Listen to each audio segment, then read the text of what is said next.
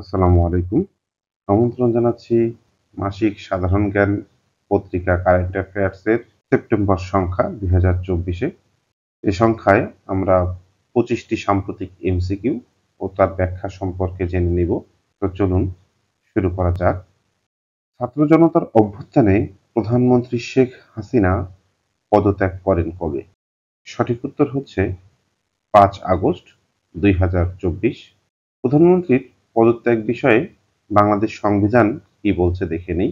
সংবিধানের চতুর্থ ভাগ অর্থাৎ নির্বাহী বিভাগে 57 নম্বর অনুচ্ছেদে প্রধানমন্ত্রীর পদ শূন্য হইবে যদি তিনি কোনো সময় রাষ্ট্রপতির নিকট পদত্যাগ প্রদান করেন অথবা সংসদ সদস্য না থাকেন, এই দুইটি ক্ষেত্রে, এবং সংসদের সংখ্যাগরিষ্ঠ সদস্যের সমর্থন হারাইলে প্রধানমন্ত্রী পদত্যাগ করবেন কিংবা সংসদ ভাঙিয়া দিবার জন্য লিখিতভাবে রাষ্ট্রপতিকে পরামর্শ দান করিবেন এবং অনুরূপ আশা পরামর্শ প্রদান করিলে রাষ্ট্রপতি অন্য কোন সংসদ সদস্যদের সংখ্যাগরিষ্ঠ সদস্যের আস্থাভাজন নহেন এই মর্মে সন্তুষ্ট হইলে সংসদ ভাঙিয়া দিবেন। প্রধানমন্ত্রীর উত্তরাধিকারী কার্যভার গ্রহণ না করা পর্যন্ত প্রধানমন্ত্রীকে স্বীয় পদে বহাল থাকিতে এই অনুচ্ছেদে কিছুই অযোগ্য করিবে না।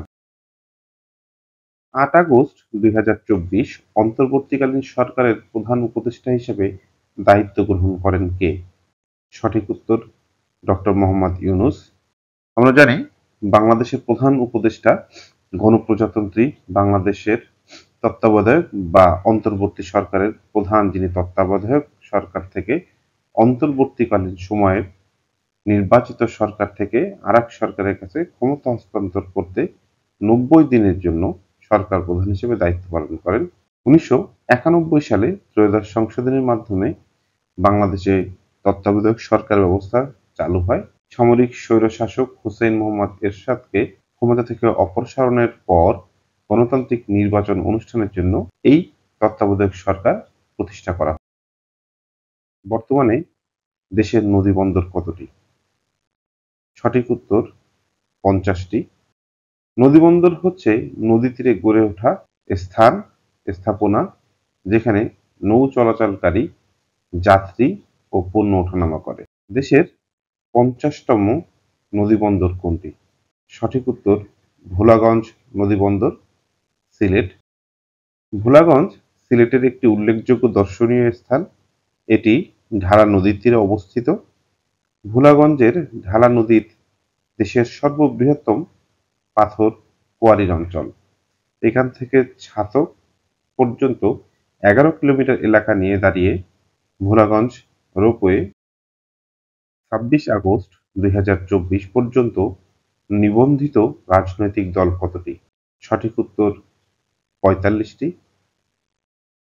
নির্বাচন কমিশন অনুসারে শুধু একটি দল নিবন্ধিত বা স্বীকৃত হয় নিচের তালিকাভুক্ত দুটি শর্ত পূরণ করে। একটি দলকে আগের দুটি সংসদ নির্বাচনে নির্বাচনী প্রতীক সহ অন্তত একটি আসন নিশ্চিত করতে হবে। যেসব আসনে তাদের প্রার্থীরা পূর্বোক্ত সংসদ নির্বাচনে অংশ নিয়েছিলেন সেসব আসনে মোট ভোটের 5% নিশ্চিত করা। একটি কার্যকরী কেন্দ্রীয় কার্যালয় স্থাপন করতে হবে। যে কোনো নামের একটিকে একটি কেন্দ্রীয় কমিটি নামে ডাকা যেতে পারে। কমপক্ষে 1/3 প্রশাসনিক জেলায় অফিস এবং অন্তত 100টি উপজেলা বা মেট্রোপলিটনে থানাতে অফিস থাকতে হবে এবং প্রতিটি উপজেলায় দলের সদস্য হিসাবে কমপক্ষে 200 জন ভোটার থাকবে। দেশের সর্বশেষ রাজনৈতিক দল হিসেবে নিবন্ধন পায় কোন দল?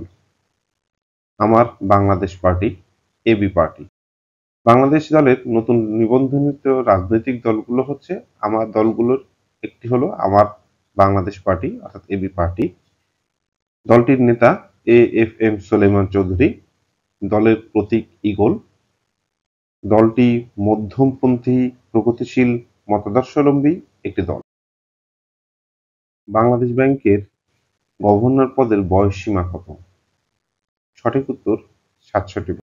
9 জুলাই 2020 খ্রিস্টাব্দ তারিখে অধিকতর সংশোধনপূর্বক দ্য বাংলাদেশ ব্যাংক সংশোধন অ্যাক্ট 2020 মহান জাতীয় সংসদে পাশ হয়। সংশোধন অনুযায়ী কোনো ব্যক্তি গভর্নর পদে 67 বছর পর্যন্ত আসীন থাকতে পারেন। বাংলাদেশ ব্যাংকের গভর্নর হিসেবে আর্থিক খাতে অভিজ্ঞতা সম্পন্ন ব্যক্তিকে নিয়োগ দেয়। বাংলাদেশ ব্যাংকের বর্তমান গভর্নর, সঠিক উত্তর আহসান এইচ মনসুর।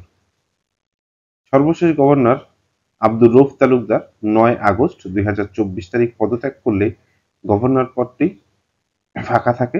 পরবর্তীতে আহসান এইচ মনসুরকে কি করেন, এই পদে গভর্নর হিসেবে নিয়োগ দেওয়া।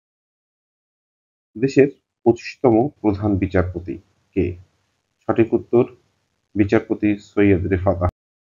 বিচারপতি নিয়োগে বাংলাদেশ সংবিধানের ৪৮ অনুচ্ছেদের ৩য় দফায় বলা হয়েছে এবং ৫৬ অনুচ্ছেদের ৩য় দফা অনুসারে প্রধানমন্ত্রী এবং ৯৫ অনুচ্ছেদের ১ দফা অনুসারে প্রধান বিচারপতি নিয়োগের ক্ষেত্র ব্যতীত রাষ্ট্রপতি তাহার অন্য সকল দায়িত্ব পালনে প্রধানমন্ত্রীর পরামর্শ অনুযায়ী কার্য করিবেন এবং সংবিধানের ৯৫(১) অনুচ্ছেদে প্রদত্ত ক্ষমতা বলে মহামান্য রাষ্ট্রপতি প্রধান বিচারপতি নিয়োগদান করেন।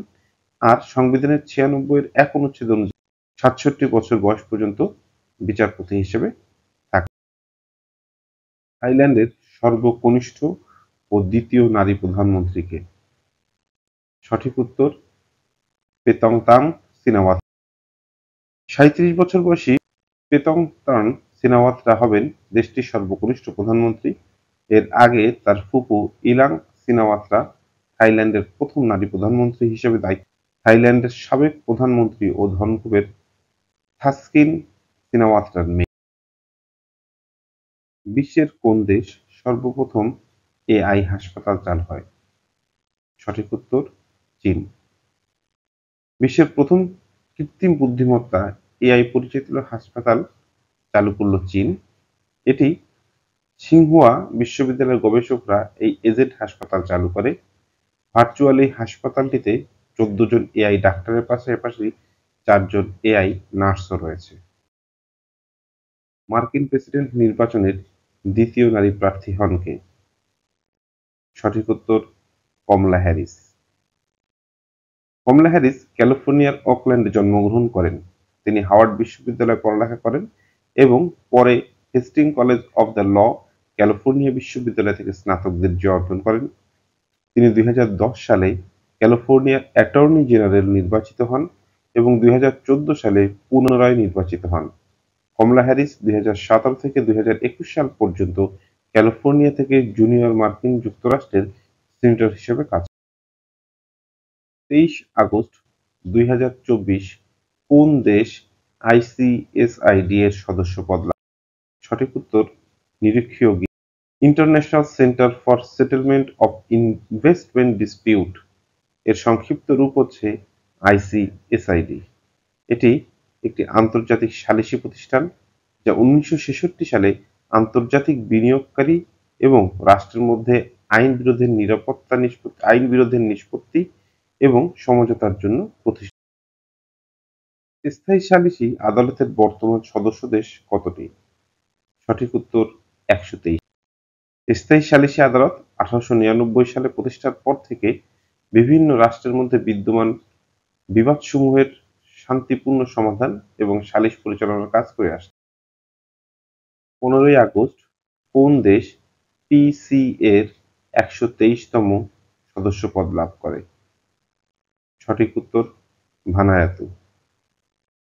স্থায়ী সালিস আদালত ১৮৯৯ সালে প্রতিষ্ঠার পর থেকে বিভিন্ন রাষ্ট্রের মধ্যে আমরা জানি কাজ করে আসছে। তারা বিভিন্ন বিবাদ নিয়ে দুইটি রাষ্ট্র বা একাধিক রাষ্ট্রের মধ্যে শান্তিপূর্ণ সমাধান করার চেষ্টা। লয়েডসের লিস্ট এর ২০২৪-এ কন্টেইনার হ্যান্ডলিং এর বৈশ্বিক তালিকায় ব্যস্ততম বন্দর কোনটি? সঠিক উত্তর সাংহাই বন্দর, চীন। লয়েডস হচ্ছে লন্ডন ভিত্তিক শিপিং বিষয়ক একটি অন্যতম সংবাদ মাধ্যম। লয়েডস লিস্টের ২০২৪ সালের কন্টেইনার হ্যান্ডলিং এর বৈশ্বিক তালিকায় চট্টগ্রাম বন্দরের অবস্থান কততম? সঠিক উত্তর ৬৭। লন্ডন ভিত্তিক শিপিং বিষয়ক সংবাদ মাধ্যম লয়েডসের ২৪ সালের প্রতিবেদন অনুযায়ী চট্টগ্রাম বন্দর এই স্থান অর্জন করে। তৈরি পোশাক রপ্তানিতে শীর্ষ দেশ কোনটি? সঠিক উত্তর চীন। একক দেশ হিসেবে গত বছরও তৈরি পোশাক রপ্তানিতে বিশ্বের দ্বিতীয় অবস্থান ধরে রেখেছে বাংলাদেশ। ভিয়েতনাম বাংলাদেশের চেয়ে $700 কোটি কম মূল্যের পোশাক তৈরি করে রপ্তানিতে তৃতীয় স্থানে রয়েছে। আর বরাবরের মতো এবারও শীর্ষ অবস্থানে রয়েছে চীন।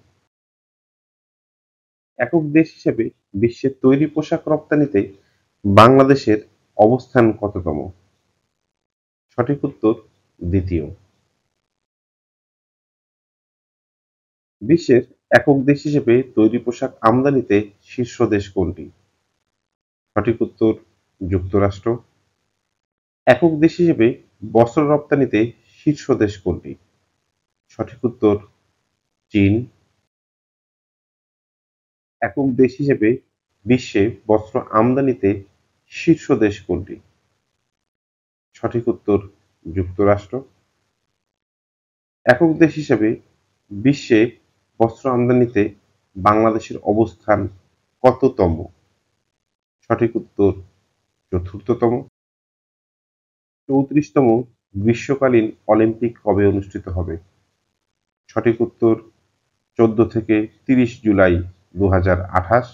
34তম গ্রীষ্মকালীন অলিম্পিক কোথায় অনুষ্ঠিত হবে? সঠিক উত্তর লস অ্যাঞ্জেলেস, যুক্তরাষ্ট্র।